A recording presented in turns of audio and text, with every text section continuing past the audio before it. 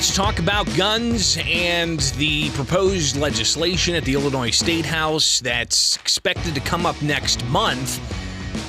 Maybe a modified version, but regardless, lawmakers after January 1st, they no longer have to abide by getting a supermajority in order to pass legislation with an effective immediate date and immediate effective date. That's right.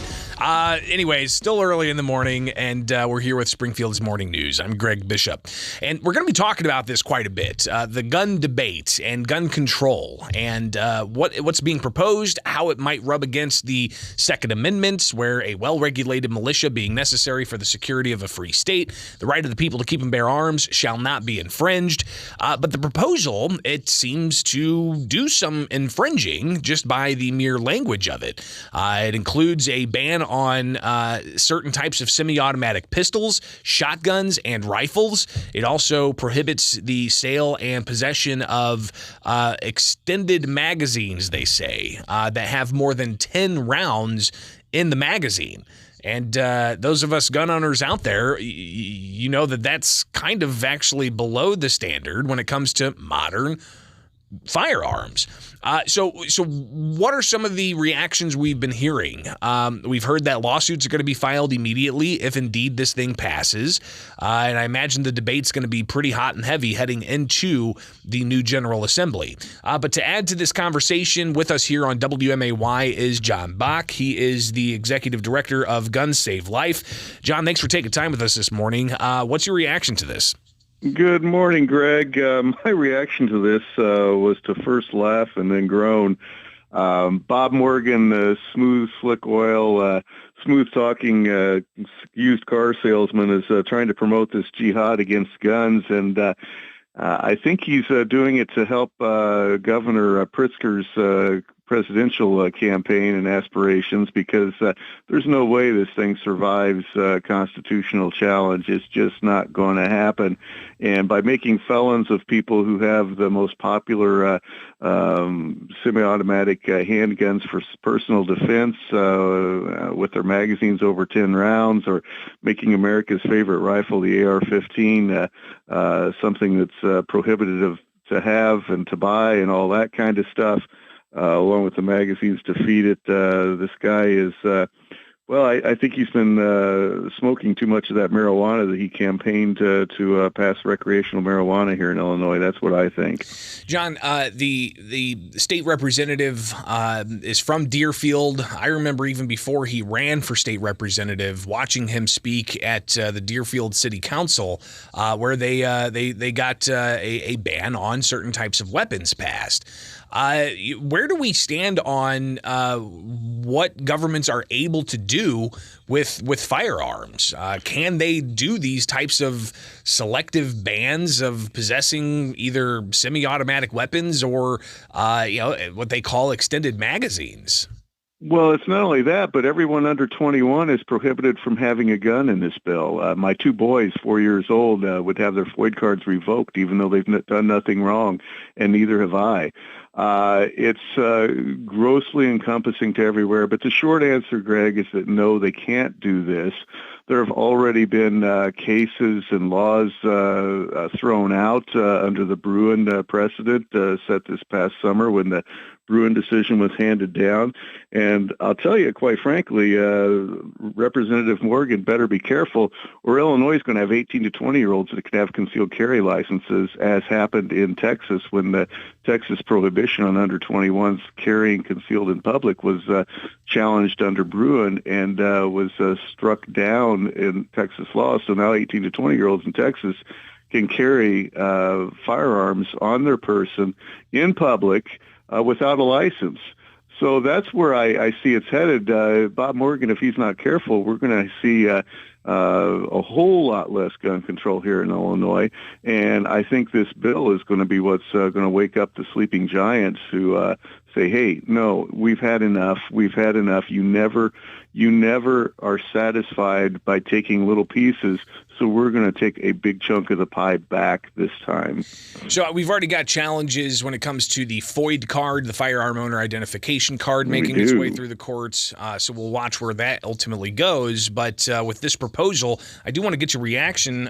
Morgan on Twitter saying it's time for Illinois to ban assault weapons. Today, we're taking a big step toward the goal by introducing HB 5855 to hashtag protect Illinois communities. And he goes on to say that since the Highland Park shooting, he's spent months meeting with victims, policy experts, community leaders, and more. Thanks to their feedback and perspectives, I'm confident that this comprehensive approach gets at the root of the gun violence epidemic and will save lives.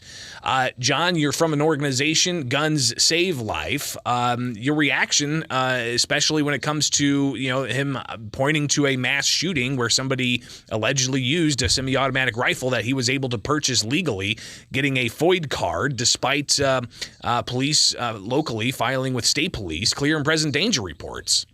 Why is it that people who advocate for tyranny always say it's going to save lives and make life better for us, when in fact tyranny always makes life worse in the end, because only the government has guns in the end, and that is bad. Government and criminals are the only people that would have guns under Representative Morgan's proposal.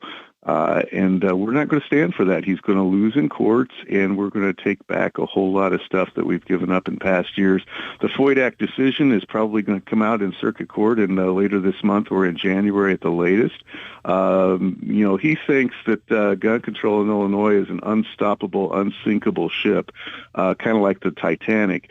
Well, I hate to give him the bad news. There might not be any icebergs in the water, but there is a torpedo in the water, and there's more submarines coming along to sink his proposal if it's passed into law, which I fully expect it will be come January at the latest. And these are great times. I'm excited as a gun owner. These are great times to be alive, because we're going to see major changes in our gun laws here in Illinois, much for the better for gun owners and much worse for criminals. John Boch with us. He is the executive director of Guns Save Life on WMAY. To the question, though, of curbing gun violence, as somebody who advocates for the Second Amendment, how do we go about curbing gun violence? Well, gun violence isn't gun violence, it's gang violence. Let's use the proper language. It's gang violence. It's gangs committing these crimes. And if our public education system wasn't so bad that only 2% of black students in Decatur can read at grade level, or in Chicago, something approaching 30% of children overall can read at grade level. Yeah, they're graduating 87% of the kids, but they can't read and write. And so these kids, they don't have the opportunity to get married, to get a job, to have a career, to raise children, and be productive members of society, contributing to society. They're instead drawn in because they have no effective future, because they're effectively illiterate. They have no future except for the glamour of the gang lifestyle, the sex, the guns, the drugs, the crime, and that leads to a short lifespan for them, or they get thrown in prison for a big hunk of their lives. And that's the tragedy, our public education system. But let's call it what it is. It's gang violence, not gun violence. It's gang violence. And these poor kids, they've got nothing but the prestige of violence and the glamour of the gang lifestyle to look forward to when we're not educating them when they're children. Now, that seems to address some of the problems in Chicago and Peoria and Decatur and so on. But what about the mass shootings, the lone wolf type of shootings that we've seen all across the country? The mass shootings account for 3% of America's homicides. You got more people killed on the streets of Chicago on a typical weekend than happen on these once-in-a-blue moon, quote-unquote, mass shootings. And frankly, good guys with guns, according to some recent studies, good guys with guns in areas that aren't gun-free zones stop these mass shootings over half of the time. So what we need are good guys with guns on the streets, not gun prohibition that leaves us all defenseless from lunatics, criminals, and terrorists. And finally here, John Boch with us. He is the executive director of Gun Save Life. What about the gun sanctuary counties? I don't know the exact terminology that's been used, but how many are there, and how would that play into this possibility of prohibiting certain types of semi-automatic pistols, shotguns, and rifles? Well, I look for more talk of this sanctuary county stuff, and a lot of these counties have already passed ordinances and so forth. And I think they're out there. It all depends on the local politicians of whether or not the state's attorneys want to prosecute these arrests if and when they're made. But I think if this thing gets passed, that it's going to be overturned in the courts within days of passage, and I think there's going to be a permanent injunction against it within weeks. Because let's look back. Text, history, and tradition is what the Bruin case demands of these Second Amendment restrictions today. And there were no states with void cards in 1791. There were no restrictions of under 21s having guns in 1791. There's no restrictions on the type of guns or the amount of ammunition that could be carried in 1791. Bob Morgan and I would add that it was for the security of a free state, not for hunting. No. The first half of the amendment is the people to keep and bear arms to protect, yes, the state as well as themselves and their homes. That's settled case law there. Shall not be infringed is the key aspect of the Second Amendment today. The Second Amendment has gone from a second-class right to a supercharged right, according to the Seventh Circuit Court of Appeals. That's what their Chief Justice just recently said in an oral argument. And it's a supercharged right now. It's not a second-class right subject to balancing tests. And Bob Morgan is going to lose in court. And not only is he going to lose this, but I anticipate he's going to get a whole lot of Illinois gun laws that are currently on the books struck. And that's going to lead to a much safer society for all of us from criminals. Now, John, I know I said last question already, but we're going to hear a lot about this term, weapons of war. We've already heard it a lot in the debate. When you hear that term, what do you think, and how do you respond against that? It's just more snake oil from the people who want to take your guns away, take your rights away, and leave you in an authoritarian state. And that's not what America was founded as, and that's not what America is going to become. And again, they're going to lose in court. It doesn't matter how much they caterwaul and how much they whine and cry.